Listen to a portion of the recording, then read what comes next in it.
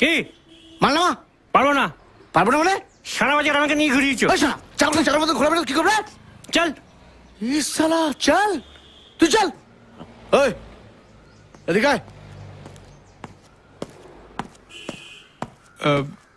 আমি না, তোকে আমার বাবা?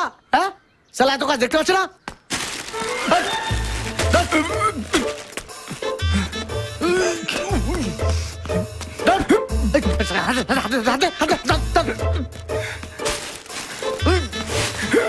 একটা পড়ে জানো। হ্যাঁ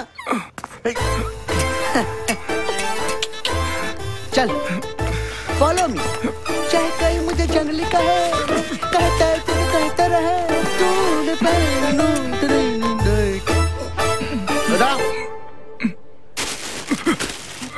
धर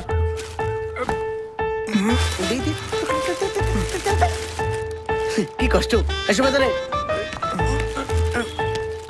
ঝিঝি পোকার পাকড়, ঝিঝি পোকা খেলে বুঝবে। আহা গো, অতগুলো মালপত্র তুই একসাথে আনতে গেলি কেন বাবা? কাউকে সঙ্গে নিয়ে নিতে পারতিস। এটাই তো খাটার বয়স মামি। ছেলেরা একেবারে মামার মতো হয়েছে, কাজ ছাড়া কিচ্ছু বোঝে না। তুই আউট হাউস থেকে ছেলেটাকে ডেকে নিলেই তো পাতিস রে। ও হেভি কাজ করছে।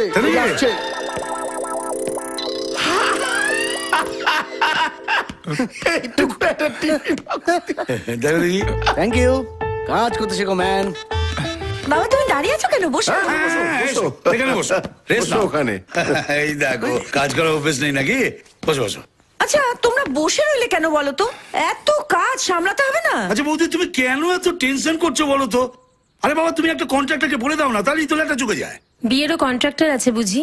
ওই দেখো আমাদের বিয়েতে একটু মিসম্যানেজমেন্ট হয়েছিল, সেটা দেখে একজনের মাথায় এটা এসেছিল। এখন অনেক কন্ট্রাক্টর হয়ে গেছে। তুমি বাড়ি দেখিয়ে দাও, ডেকোরেশন দিয়ে দেবে। তুমি কজন খাবে বলে দাও, দায়িত্ব নিয়ে নেবে। তুমি বলে দাও মেনু কি, একদম সুন্দর করে রান্না করে দেবে। কোনো ব্যাপার না, তুমি শুধু বিল চোকাবে।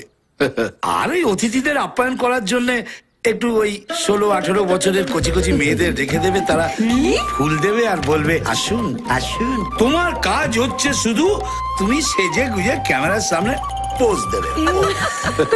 না কাকু, আমার মনে হয় কি নিজের কাজ নিজে করার মধ্যে যে আনন্দ আন্তরিকতা আছে সেটা ওই ভাড়া করা লোক দিয়ে হয় না। বিয়ে বাড়ি মানে হলো ডেকোরেটর আসবে, প্যান্ডেল বানাবে, নবাব বসবে, ভিয়েন বসবে, কলা পাতায় খাবার দেওয়া হবে, এই না হলে বিয়ে। আর বিয়ে বাড়ি মানে হলো প্রচুর লোকের যাতায়াত, চারিদিকে হই চই ডাকা ডাকি, দিনভর হুল্লোড়।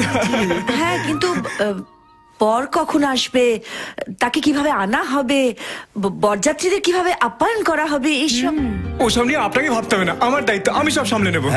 শুনুন, দায়িত্ব নেওয়ার আগে জেনে নেবেন বিয়েটা কিন্তু আমার হচ্ছে, দেখে যেন মনে না হয় কোনো পাড়ার মেয়ের বিয়ে হচ্ছে। হবে না, আপনার মান রাখার দায়িত্ব আমার। হ্যাঁ